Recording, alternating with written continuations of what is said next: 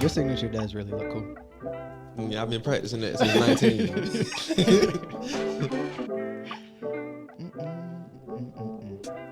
I gotta chop this down.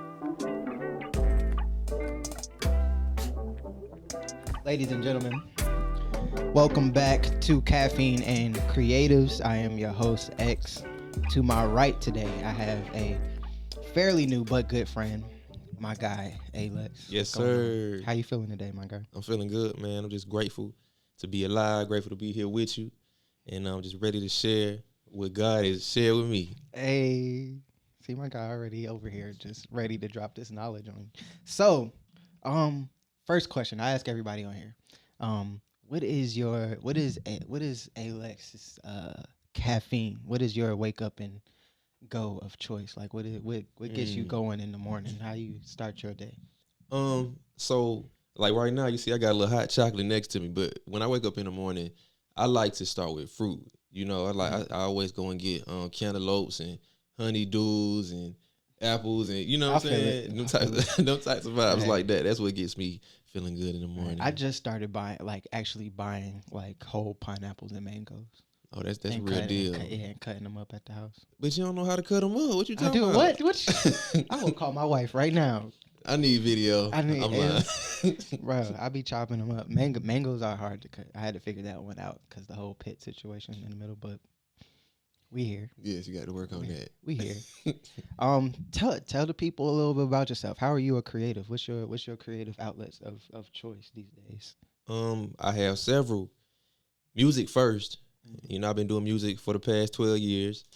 I engineer, I produce, I'm a songwriter, and right now my main focus is artistry. I'm putting out my own music. Yep, my boy just dropped this fire video. Directed by Open Season. Come on. Hey, what's the name of that single so the people can go check it out? That single is called The Hookup, and it's on all platforms, iTunes, Spotify, YouTube, wherever. It's hard. Trust me. Yes, sir. That's the Atlanta R&B vibe. So y'all got to tap in. It is hard. Please tap in with my guy. So how long? You said you've been doing music for 12 years? 12 years. Yep. I think what? Damn. Like, you know how like when people say like numbers like that, and then you think about how long you've been doing something, you be like, man, I've actually been doing this for about 10 myself. So it's like, wow, we've been here. Yes. We seasoned a little bit. Like, yeah, for real. Once you get like a decade in, it's just like. Yeah, just okay. Folk better stop playing with me. Stop you feel me? I paid my dues. You feel me? I ain't playing. What you working? What you working on lately? What you got going on? So like I said, my main focus is myself right now. I'm about to release a project soon. I got a couple new singles coming out. There are also artists I've been working with, like I mentioned, Keke Palmer. She just released a album. It's called Virgo Tendencies Part 1, and I co-wrote on 7 songs. I produced one of the songs on there. 7 of them things. I've been working with Ruby Rose a lot. Yeah, she cool people. Yeah, she is super dope. Talented, down to earth. And I got a new studio. You know, yes, my guy is down there. I actually do a lot of work out of my guy's studio. Layers. If y'all ever on the South Side in Ellenwood, hit my guy up. Yes. Quality studio, vibes for days. Yes, definitely. If you in Atlanta, it's like 1,200 studios. His studio is clean. Okay, we got water. You got water. You know what I mean? You got to them be top selling points in Atlanta studios because everybody got a studio. Everybody don't got a nice studio. You know, they ain't going to take care of you everywhere. You know what I'm saying? But at my spot, I'm an artist first, you know, so facts. I'm trying to just cater to the creators. I want people to be in there and want to stay. Yeah, for sure. And be able to get through their song comfortably. Man, what? And it's definitely a vibe. Like it's a vibe every time I come up in there. Yeah, appreciate that. It's all love. Tell us a little bit. I want to get into your backstory. We already said the number. We 12 years. We a decade plus in. What would that journey look like for you?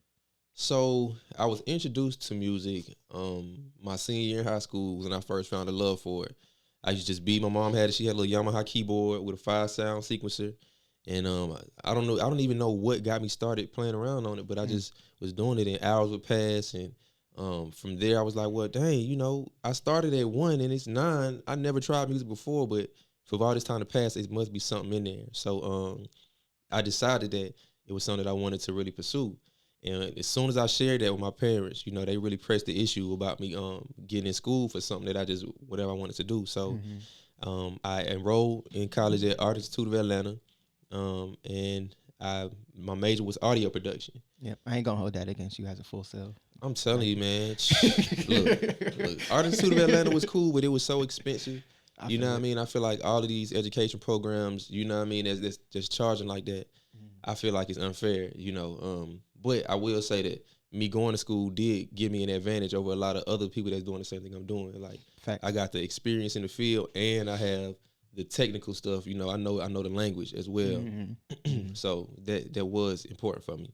But I went to school. Around 2011, it was a 3-year program. Around 2 years in, I ran into financial aid issues, and because it was so expensive, and they put me out.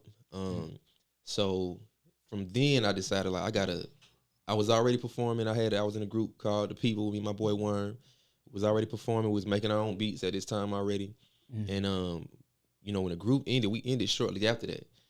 And I was just like, man, I got to really lock in on my path in music. You know, I got to figure out something that's going to help me learn the business, because I didn't have a lot of relationships when I came in. I came in without any relationships or industry knowledge. So I decided I was going to put my energy towards songwriting. I was like, I did start meeting a few people in school. I noticed that from my songs that I was making, people, they liked when I sang more, my melodic stuff. So I was like, all right, well, let me pour into the writing side a little bit more. And as soon as I decided that, within like 2 weeks, stuff just started coming to me. The first thing I did as a writer was it was a songwriting camp by this guy named Kevin Shine. And Kevin Shine, he had something called Writing Sessions of America, where he pulled different writers. I think I follow him too. Yep. Yeah. He been doing that for years, since this was in 2012 when I first did this. He had different writers and producers in the room. That's how I met Tasha Couture, David Luke, Alicia Renee. A lot of these people had like worked with Rihanna, you know what I'm saying? Also with Keke with me. So took that route, and I've been writing ever since. But during this period, it was probably like a 5-year window where I wasn't putting out my own music. I was only writing. And I was just inspired to go back to school through a girl that I was dating. You know what I mean? She was at USC getting her master's. You feel me? And I'm relationships would do that. I'm telling you, I was like, and she was just smart. I was like, damn, she's smart as hell. Like, I gotta get my stuff together, man. This ain't gonna work if I don't like. So I was like, man, I need to just be around like-minded people, that's just trying to grow in whatever field they're doing. So figured it out, worked the way to get back in school, and I finished. I went back in 2015, finished in 2016. Got my bachelor's in audio production. So from there, what did I do? I was always going to different seminars and festivals, just doing anything I could to try to learn about the industry and expand my network. So one year, 2016, I went to Miami with some of my homies. We went to the Revolt Music Conference, and it was just different panels. And it was one particular panel that had like Sean Garrett, you know, the production duo, the Interns. Cosign. Yeah, too. For sure. Cool people. So they ended up hosting the panel because the guy that was supposed to host it, he didn't show up. So the creators hosted it, and their main thing was like, you know, everybody in here, y'all keep coming to us, asking us for favors, trying to like get put on. But there was like everybody that's on this stage, you know, we worked with each other before we was who we are today. You know what I'm saying? It was like we put ourselves on, we came together. And from that, I was just inspired. I was like, it's time for me to step back out. You know, I've been a writer. I feel like I've been dope for a long time, but you know, sometimes you feel like you're not getting your just due in a particular field. And I just decided like I need to put myself out there. Like if somebody gonna tell me no, it's gonna be the people. You know what I'm saying? I'm not gonna let somebody's A&Rs or even another artist that's moody when I feel like I'm one of the best artists in the world. And I've always felt like that. And so came home and I started doing group sessions. That's I decided I was gonna put together my first compilation. I was like, I'm stepping back out as an artist, but I don't want to do it alone. So I was like, all right, compilation album, Layers Volume 1 is what it's called now. It's out right now. And I came together with like 20 of my people, all my friends. These are all people that are still my friends. And that was my introduction back into artistry. And since then, I just been going crazy. I dropped my solo EP, dropped that last year.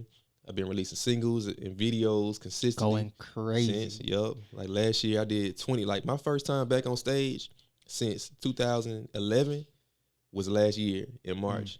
And I did 20 shows last year. You know what I'm saying? Coming out of that hiatus. Hey. So I I decided. know, there's some artists now that can't get two. You feel me? You know what I'm saying? And I was planning them. I was booking them shows myself. You feel me? Yeah, that's big. Yeah, just reaching out. Like I said, I wasn't even on stage, so it was a whole new network. Like when you a songwriter and you transition into an artist, it's still a transition. You know what I'm saying? It's not just, well, I got stuff going, I'm successful as a writer, I'm gonna just be an artist and I'm a pop. And be on that same level. Exactly. I feel like everybody had to go through that. We've seen it before in like Neos and Carrie Hilsons. And, you know what I mean? Like all them it'd be the dopest people that be writing for everybody that you love. Yeah. And then they come out with their album and it's like, who is this nigga? That's funny. They got show love, they got love, especially Neo. You know what I'm saying? Neo had a good long run, and he's still mentioned today, not only as a writer, but as an artist. Yeah. I feel like Neo played it damn near perfect, though. Yeah. Because when Neo came out, he had the cosign of everybody that he was like writing for. Like, hey Beyonce, I just wrote you a hit last year. Okay. You better give me a shout out. See, that's what it's about, though. Like, you know what I mean? You know what I mean? Yeah. Like, you better show me some love. Okay, but see, that's what it's about, though. You get some hits. Yeah. Then it is different. You may transition a little better. Because not only you going to have the people that's going to shout you like that, but you going to have some money. You feel me? You going to have your own budget. So you don't really got to sign to people as quickly as you normally would just coming up as a writer. Bet. What was your first major placement as a writer or producer? The first time I got on an album, and it was I think he was signed major. He was signed to E1. Was with Young Dro in 2013. Okay. Yeah, 2013. It was a song called Corner Boys, and I wrote that with my boy Parrish Carter and Milo Smith. And shoot, that was over there. I got a big homie. His name Big Stroud. Big Stroud got me my first placements. You know what I'm saying? Like, this was all 2013. He got me the Dro placement on that album. He got me T-Pain stuff. It was Tiny. Tiny had a group to her label. It was called French Kids. Like, I went crazy. And that was what really sparked me. Like, man, you okay? Hearing somebody else's voice, right? On your way on something that you helped put together, if not wrote entirely, right? In a lot of situations. But would you say that those were like, was it that point in your career where you was like, all right, like, I'm here, or did some other stuff come down the pipeline where it's just like, all right, I might not be kind of here, and then something else popped off, and you were like, okay, this time we really here now.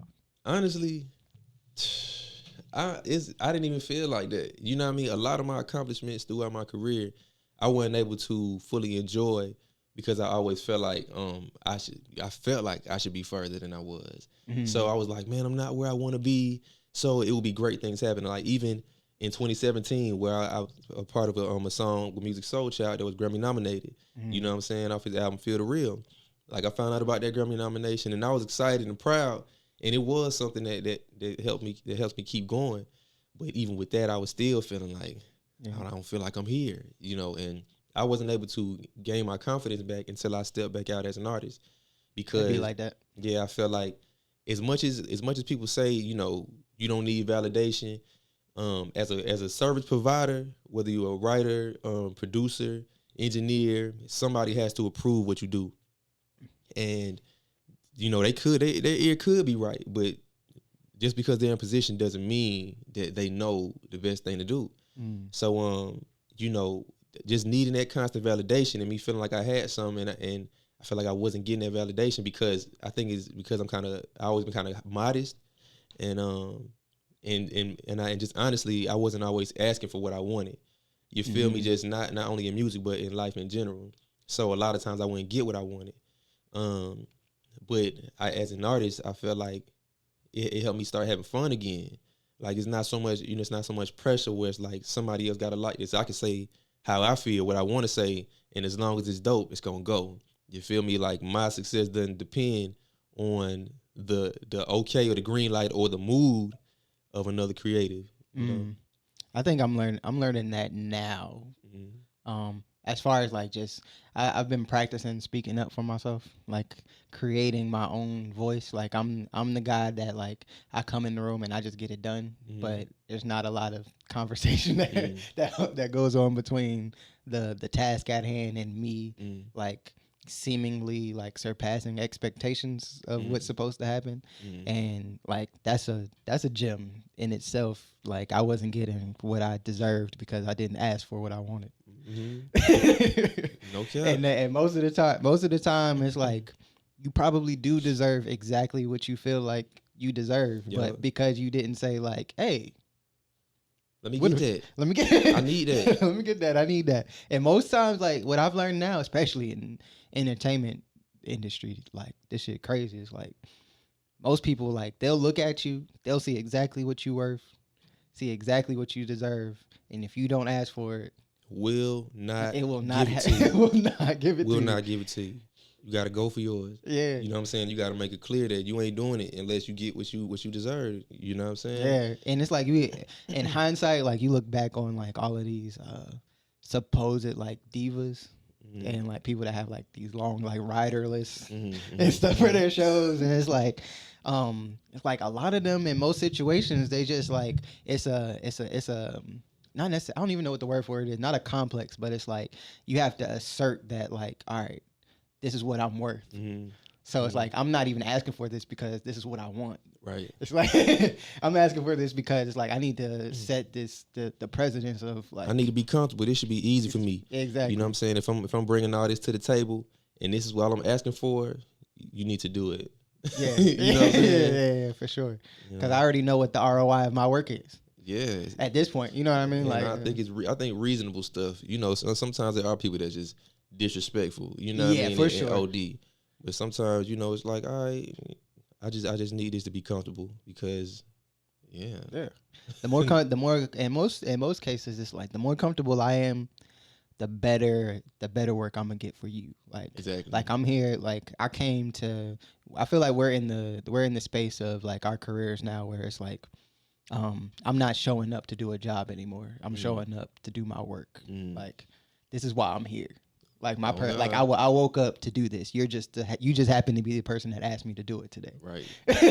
Facts. Like I'm doing this regardless. Yeah, I'm doing this regardless. So it's like I need to be comfortable because in my comfort, like your ROI is your return on investment in me is gonna be that much greater, and just because. Just show love. Just show love because I'm gonna show you love. Yeah, if I'm gonna show you love. If you come to Layers, my boy gonna have the water set out. Chips.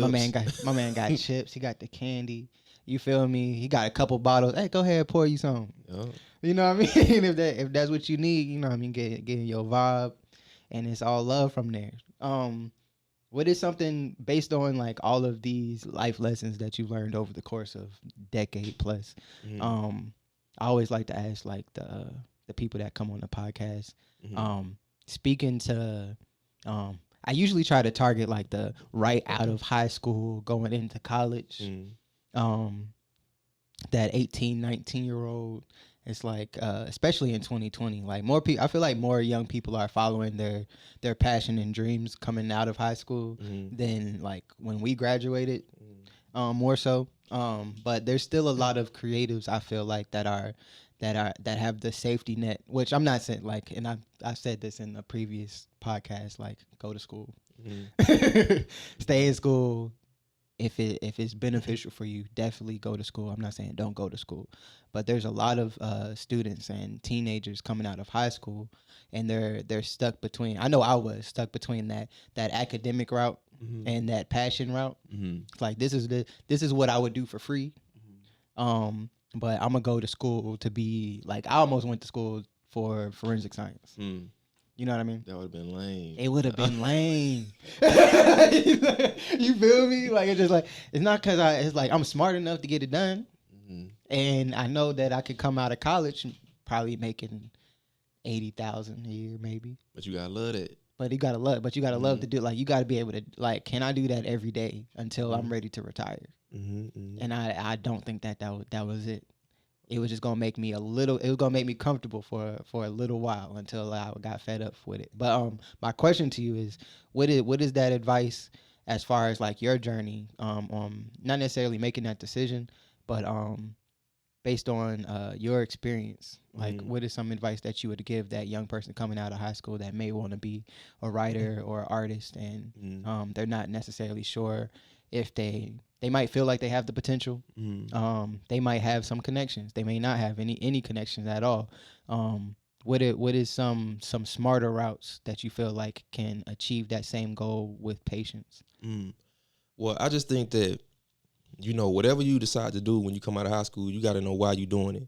If you decide you want to go to school, that's expensive. So you know why you want to go. You say, I'm going to school because I need to learn this in order to do this. You know what I'm saying? So that needs to be the goal. If you say, I'm not going to school, you say, okay, I'm not going to school because that's you are going to be thrust into real life right then. If you decide you're not going to school, if you don't want to go just get a job to hold you over, you got to start making plans like an adult. So say I ain't going to school, okay, bet. That means through these hours of the day, I'm working on my songwriting. I'm developing these skills. I'm developing this craft. I might just go and maybe not go to college, but I might take some music business courses. You know what I'm saying? Yeah. Or just some types of, you got to develop skills, because without a skill set, it's going to always be moments where you are stuck. You know what I'm saying? Or you stagnant, or somebody else can control you. But the more skills that you have, the easier you can maneuver and the better equipped you are to be a leader. You know what I'm saying? So for me, I did both, you know what I'm saying? So I could tell people, you know what I'm saying, I went to school and I was in the field. But I just feel like you got to know why you're doing stuff. You got to be decisive. You know what I mean? Because either way, it's a risk, and either way, it's going to cost you something. Exactly. You know what I'm saying? But you can't be lazy and just say, I'm not going to school and don't do nothing. Because that's what a lot of these young people do. They'll say they don't want to go to school, but they're not doing nothing. It's like you just gonna chill all day. You know what I'm saying? Yeah, you gonna chill. Yeah, you're gonna be smoking weed all day. Yeah, that's not acceptable. It's not. You know what I'm saying? You're not gonna be productive at all. Yes, and the only person that's gonna hurt is the person that's inactive, that's idle.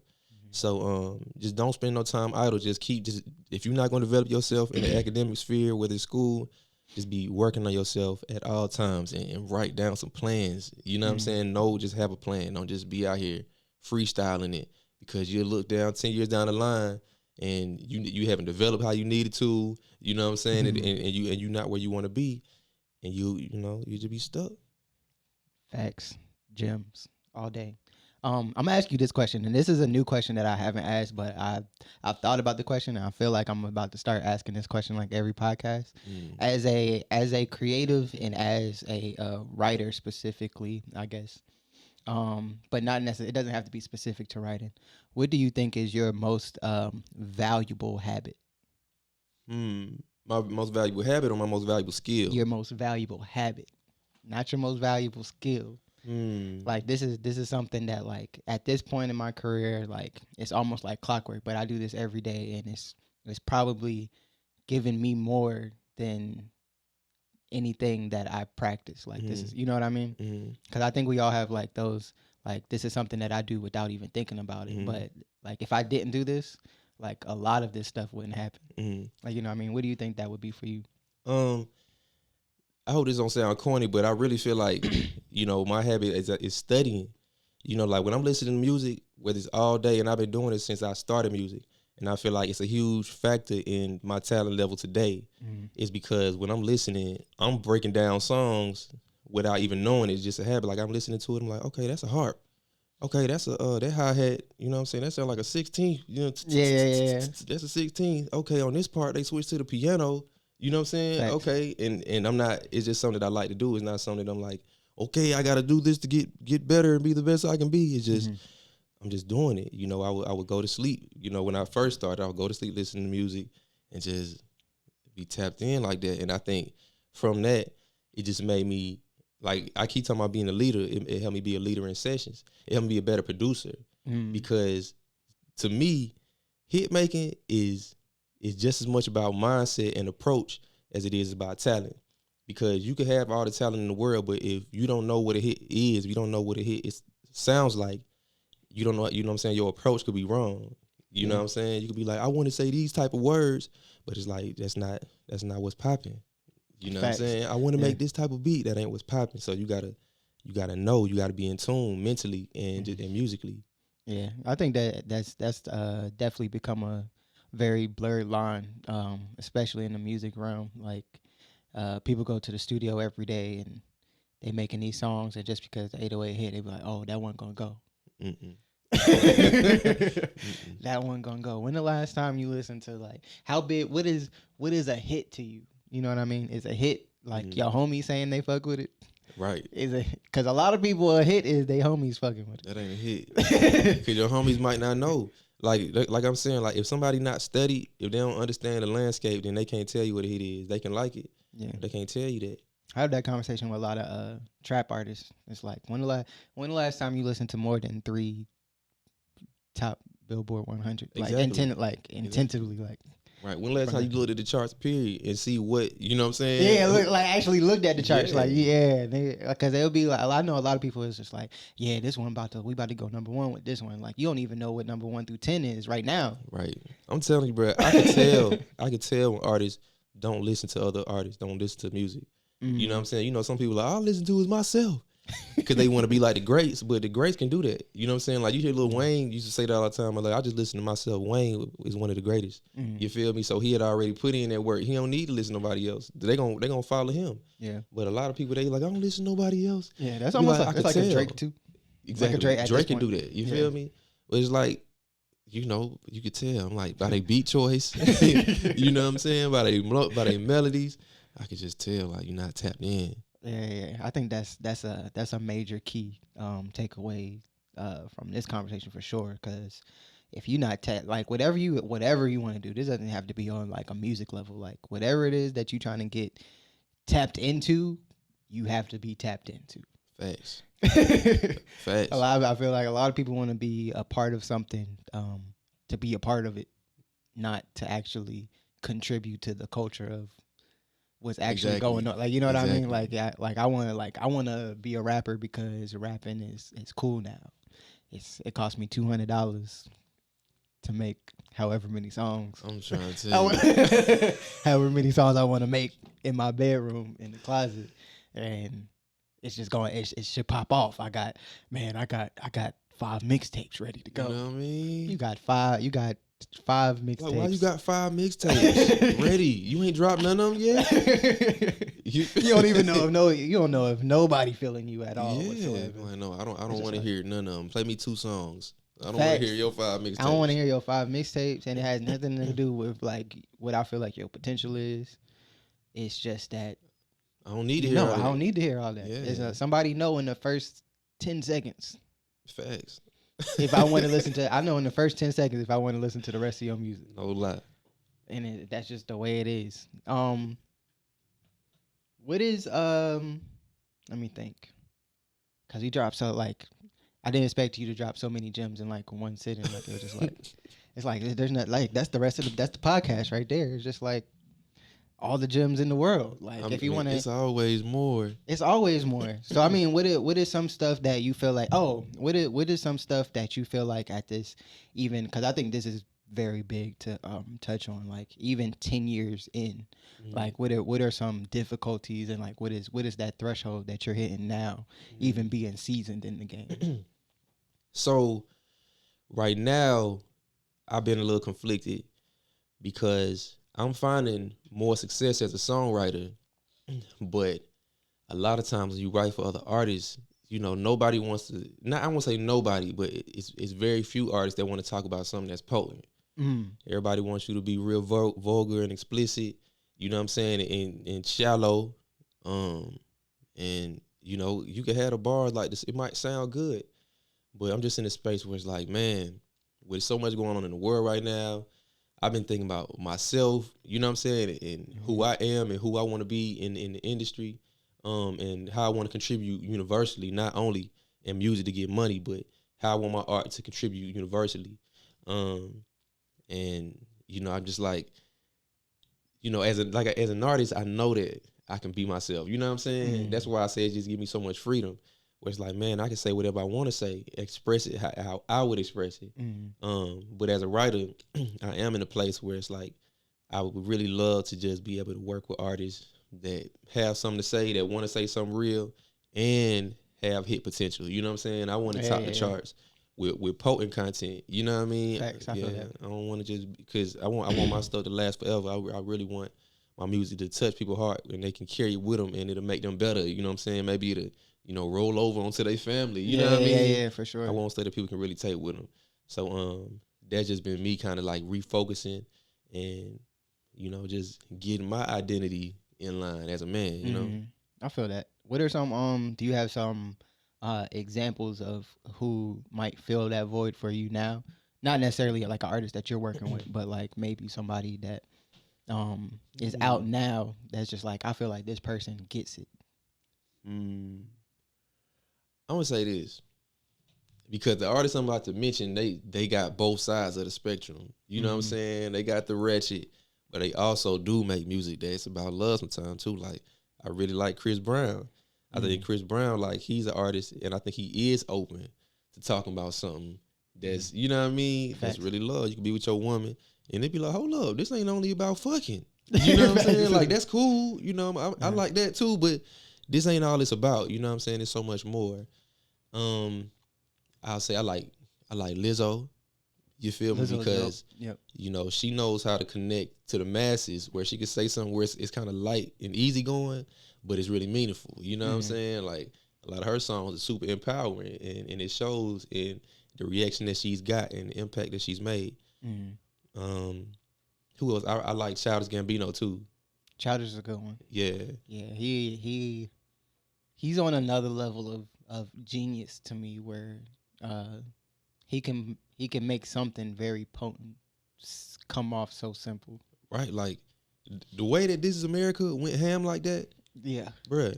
I went to I was at the engineers with Ali, his workshop that he had, and he broke down because he mixed that record. Yeah, he broke down like the mix on that record and the layers on that thing. I'm sure. Like, you want for it to sound like it sounds like a lot is going on. But like from producer to producer, it's kind of like the layers that it takes for something to sound that simple and well put together is crazy. Like, wow, we talking about over 150 tracks in a Pro Tools session. Wow. Like, you know what I mean? Of like just background. Crazy. like of just backgrounds and stuff, like random chants, and like, he had like everybody and their mom, Thug on there doing ad-libs, and all these other artists that he got 20,000 to mix this song. Ali probably got like a good 12 racks to mix that, maybe more. Right. That's them top engineers get that paper. They do. That one though, when that landed in my queue, I would have been like, I need the point. Okay, no cap. No cap. I need the point on that. Matter of fact, let's talk about the a little on the business side of things, because I like to touch on the money too. You got to touch on the business. Got to touch on the business. What do you think is like one of your key things that you're looking for going into situations now that you may have gone over your head, or you didn't know, like how we were talking earlier, like maybe you like not asking for what you wanted, maybe we didn't know to ask for that back then. So I feel like the key thing is just, first of all, making sure that the business is being handled in the first place, because in hip hop, a lot of these artists and these labels, they'll be done put the song that you wrote on out without signing anything. You know what I'm saying? And I've had that happen on a couple different occasions. You feel me? So, it's just like, for me now, I had to decide. I feel like for me, it took me so much longer to get where I want to be, because my business needed to be in order. You know what I mean? I had the music on lock, but I needed to get my business in order. So now I'm just in a place where I'm feeling confident, you know what I mean? And I'm willing to sacrifice in order to be treated right. You feel me? Thanks. So I'll be like, I'm not sending the sessions until we do the basics. We need split sheets. We need an agreement. We need, you know what I'm saying? We need a producer agreement. We need to make sure these credits are done right. And if it's not done right, I got my attorney on deck and I'm sending her. You know what I'm saying? Yeah. Shout out to Jaylene Mack out of Houston, Texas. Come on, man. Shout out to my guy Durante. Facts, man. Gotta have the attorney on deck. And I just realized that, because It don't matter what you offer. It don't matter what your value is. If you don't put your foot down and take the initiative to be setting it up, because they won't mention it. They won't mention it. If you don't mention it, your song will be out. They will be making money, and you will be the only one that didn't see anything from it. So you know what I'm saying? Get your attorney in place. You know what I mean? Have them start the conversation. Mm-hmm. You know what I mean? You tell your attorney what you want.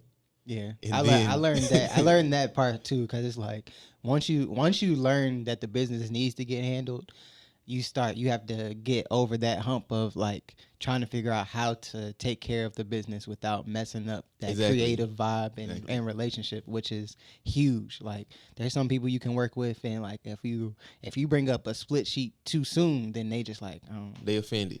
You feel me? But that's the thing. We can't be afraid to do that, because they will be offended, even when you deserve it, even when it's yours. You know what I'm saying? That I need my credit. Why are you offended by me asking about this? Why should I feel feared of losing you for asking for the business to be handled properly? Right. You know what I mean? And that's because the industry is messed up. Thanks. You know what I'm saying? Like it's a lack of respect for creators, and people always use this phrase industry standard. You know what I mean? But I've learned that the industry standard is made to serve the industry. You know what I'm saying? Not the creators. So we got to change the standard. You only get what you negotiate. You only get what you stand up for, and that's not only in music. That's in life. That's in love and in family. You only get what you stand up for. You know what I'm saying? So we can't be afraid to just be like, no. You know what I mean? Not even no. Be like, yes, I need these split sheets done. I need this agreement done, and it shouldn't be awkward. You feel me? But that's why representation is so important. Right. Because you might not have a manager, but you got your attorney in place. You gotta have something in place, you know, that'll streamline the business too. What I've learned is because I'm a timid person too. Like I'm not allowed I'm not gonna talk over you. I'm not gonna be too like heavy handed with like what I want. Mm-hmm. If you're a person like me, I've found the best thing. If you have your attorney, which you should, then you can always give them it's above me, dog. Mm. It's about like I don't even have to have this. Like this is what needs to get handled. Okay. And this is not even coming from me no more. Okay. This is already something that's talk to them. Talk to them about it.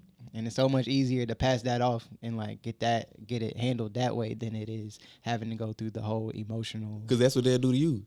Yeah. You could be in with an artist for a year, never talk business. You know what I'm saying? They'd be like, "Oh, we friends." You feel me? We friends. And then as soon as you start talking about business, you gotta go holler at my manager, cuz I don't talk about that business, cuz talk to my manager. Be like, bet. So you know what? I'm not talking to nobody else's manager. You send me to your manager, I'm sending you to my manager or to my attorney. Facts. You feel me? Because y'all not finna manipulate me. Facts. You know what I'm saying? Because people will get to using language that you don't understand. You feel me? And begin you to agree too early. Mm-hmm. Like, no. We gonna handle business, and I think that's how you're supposed to do it. At first, I used to get offended. Mm-hmm. You know what I'm saying? Be like, you want me to talk to your manager, to your attorney? Like, you know what? That's how you're supposed to do it. Yeah. You feel me? We learn wrong. You know what I'm saying? You're supposed to send your representation, and they not wrong for doing that.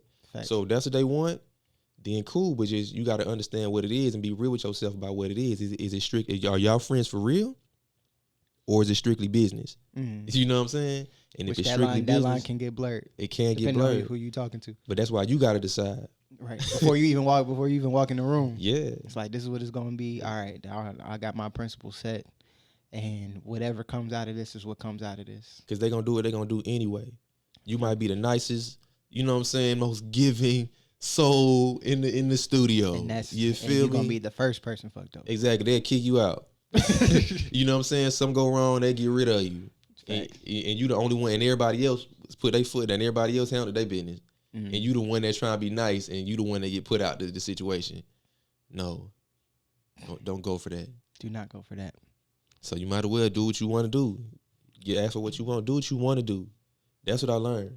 Mm-hmm. You feel me? Because I'm more confrontational now. I used to not be confrontational. I really feel like 2020 changed me. You know what I'm saying? And I think me being more confrontational came from seeing all these people, these black people dying. Mm. You feel me? And it made me want to speak up. Not only, you know what I'm saying, in my business, it made me want to speak up in the world for who I am and for my people. And just in that I think had a domino effect where it's like I'm not standing for injustice anywhere. Anyway, yeah. You feel me? That's no fact. justice, no peace. You feel Exactly. me? No cap. And all the way down to the most minute level. Everything. Everything. You know what I'm saying? You come across me, you gonna feel it. And that don't mean I'm be rude and like, disorderly, but it's getting addressed. You know what I'm saying? Up front. Period. Every time. I think this is a good time. Let's go ahead and get into these Yasir words of wisdom while we dropping all these gems. And it always it always happens. Like I'll pick the words of wisdom before the podcast happens, and for some reason the words of wisdom like just fall right into whatever the conversation was during the podcast.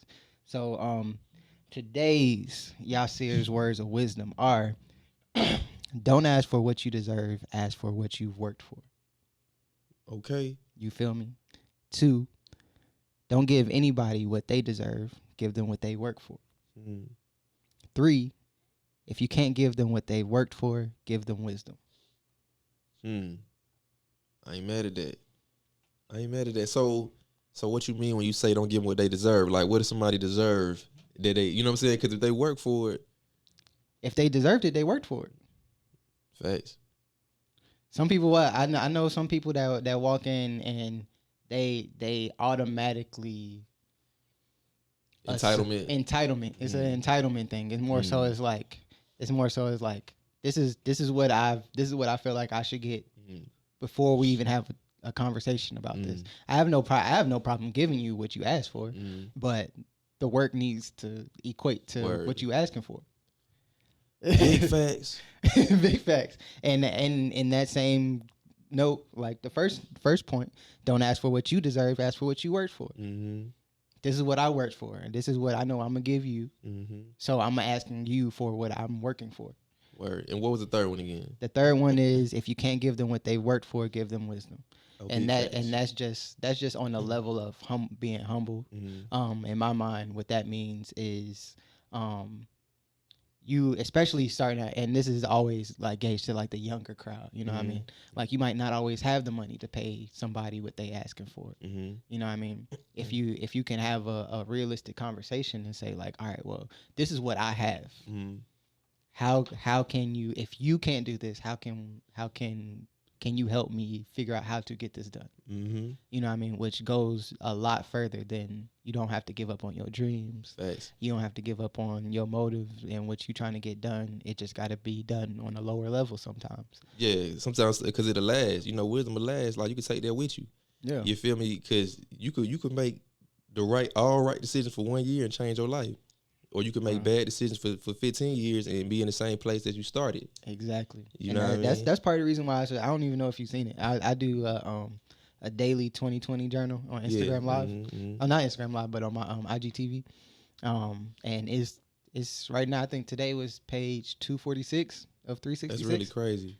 Today is page 246 of 366. And periodically I go back to like the first one. I've been doing it since page 9. Right. And so the change, and me personally, is I'm looking at it real time. Like I don't even look like the same person. Wow.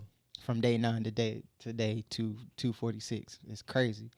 But yeah, the moral of that story is stay consistent. Do what you want to do what you need to do. Figure out how to do what you need to do by doing what you want to do. Stay consistent. Okay. And your life can change in a year. Word. At the least. Big facts. Your life can change in a month. A month. You feel me? You know what I mean? So, but yeah. I appreciate you for coming through, man. Hey, appreciate you. I know where layers is at, so I know that's a drive. It's all good. That's you know what I'm saying? You gotta show up for the home team. You feel me? Hey, I appreciate you for coming out. And I don't take stuff like this for granted. You feel me? Like you see the shirt I got on today, Black Thoughts Matter. 'Cause they do. Yeah, and I was just saying earlier, like Black podcasts matter. You feel me? Black actions matter. You know, Black art matters. Facts. We really gotta show up for each other and then get that real when we do it. And I know that you legit and everything that you do, you've been around, and I know you not fucking around. You know what I'm saying? So I showed up and I'm gonna show up. For sure. I appreciate you, man. Let me give him that outro music one time, Jazz. I appreciate y'all for coming through. This is Caffeine and Creatives. Let's go. My guy A-Lex. This is episode 6. We on episode 6, I believe. Come on, man. And I appreciate you for coming through, my guy. Yes, sir. Appreciate you too. Yeah, man. Y'all be easy.